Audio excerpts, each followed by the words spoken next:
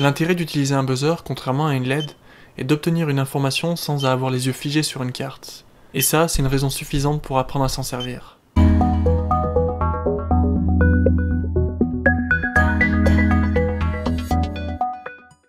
Les buzzers sont des composants électromagnétiques ou piézoélectriques qui transforment l'énergie électrique en vibration acoustique.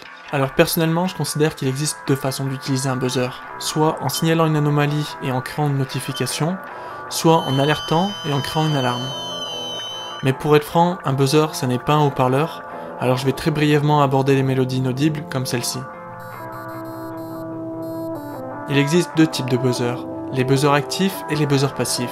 Les buzzers actifs peuvent fonctionner avec une tension continue, alors que les buzzers passifs fonctionnent seulement avec une tension alternative, dont la fréquence est généralement comprise entre 500 Hz et 5 kHz. C'est donc légèrement plus compliqué, et c'est pour cette raison qu'il est recommandé d'utiliser des buzzers actifs. Si vous avez un kit de démarrage avec les deux types de buzzers, le buzzer passif est celui où on peut voir le PCB. Le câblage est très simple, il suffit de câbler le buzzer directement sur une sortie digitale. Par contre, faites attention, évitez les broches 3 et 11. Ok, maintenant on va se pencher sur le programme. Pour créer une notification, il suffit d'appeler la fonction tone. C'est une fonction qui génère un signal carré selon trois arguments.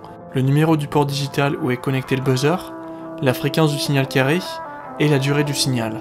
Ajoutez juste une attente et vous obtenez une notification. Plutôt facile, non? Maintenant, si vous voulez utiliser votre buzzer pour créer une alarme, je vous conseille la méthode suivante.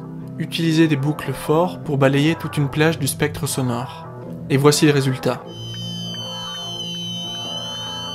Si malgré tout vous souhaitez quand même créer une mélodie, retenez qu'une note correspond à une fréquence, et pour changer d'octave, il suffit de multiplier la fréquence par 2. Pour ceux qui le souhaitent, il est également possible de créer une sirène en utilisant un buzzer actif et une PWM. Et si vous ne savez pas ce que c'est une PWM, je vous invite à regarder cette vidéo. Sinon, je vous retrouve bientôt pour la suite.